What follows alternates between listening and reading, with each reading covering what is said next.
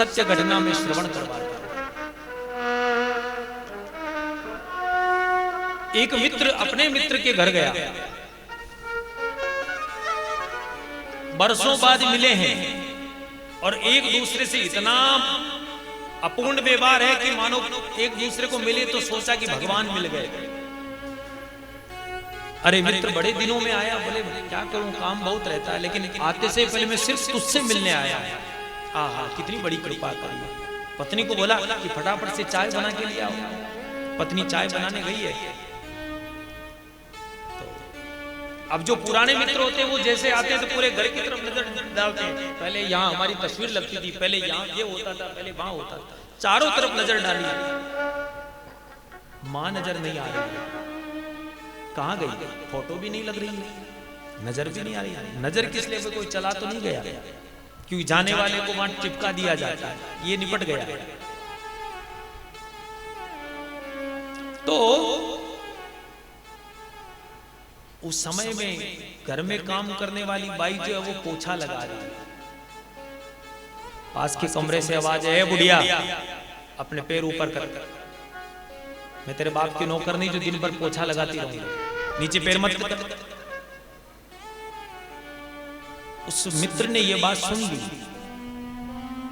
और जैसे ही वो अपना मित्र आया और मित्र को कहा कि क्या अंदर माँ है? हाँ हाँ मम्मी अंदर ही है, मुझे मिलना है। अरे बैठो ना, यहाँ बैठो मम्मी अभी। अरे नहीं तुम रुको, मैं मुझे मिलना है।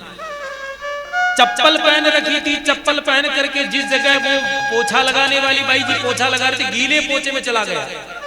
लेकिन अब मालिक का मित्र था, चप्पल गंदी थी लेकिन फिर भी वो पोछा लगाने वाली कुछ बोल नहीं पाई, क्योंकि मालिक का मित्र था। पैर छप गए फर्श पर और माँ को जाकर के बोला कि माँ जी कैसी हो? अरे तू कब आया? बोले बस अभी अभी आया, आपसे मिलने के लिए आया। अरे बाबा कैसा है? तो बोले ठीक है। और उठ करके जैसे ही गले मिलने लगी तो उस नौकरानी ने आंखें दिखा दी।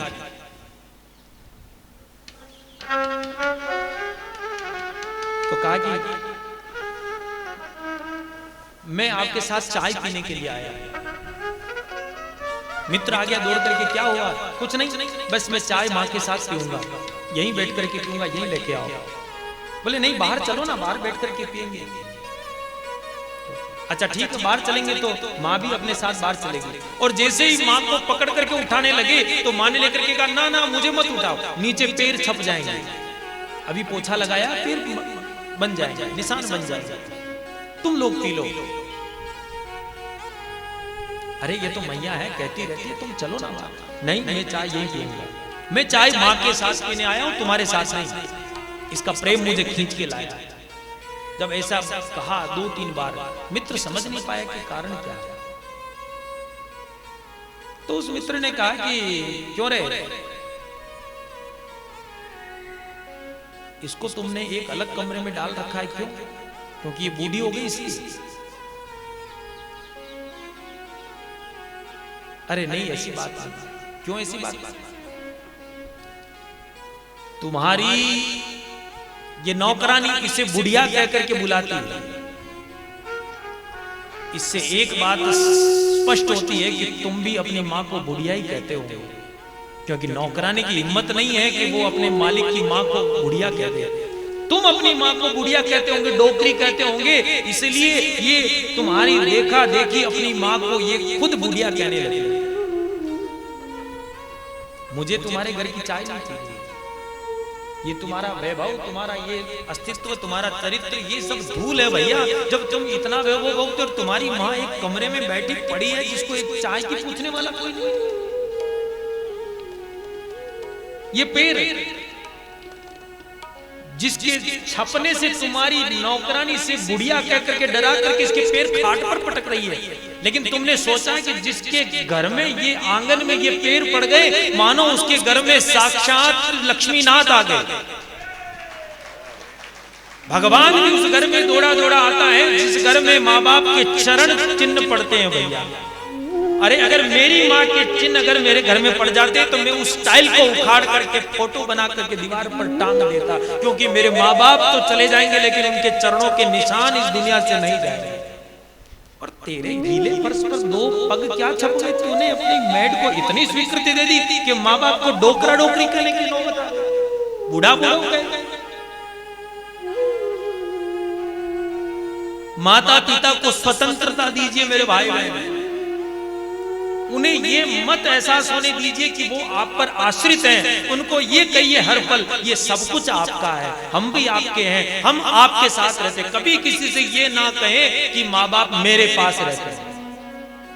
दुनिया बोले कि माता पिता कहाँ रहते हैं, बोले साहब ये तो मुझ पर कृपा है कि माता पिता ने मुझे ऐसा योग्य बनाया कि भगवान की कृपा है कि मैं माता पिता के साथ रहता हूं, मैं माता पिता के साथ।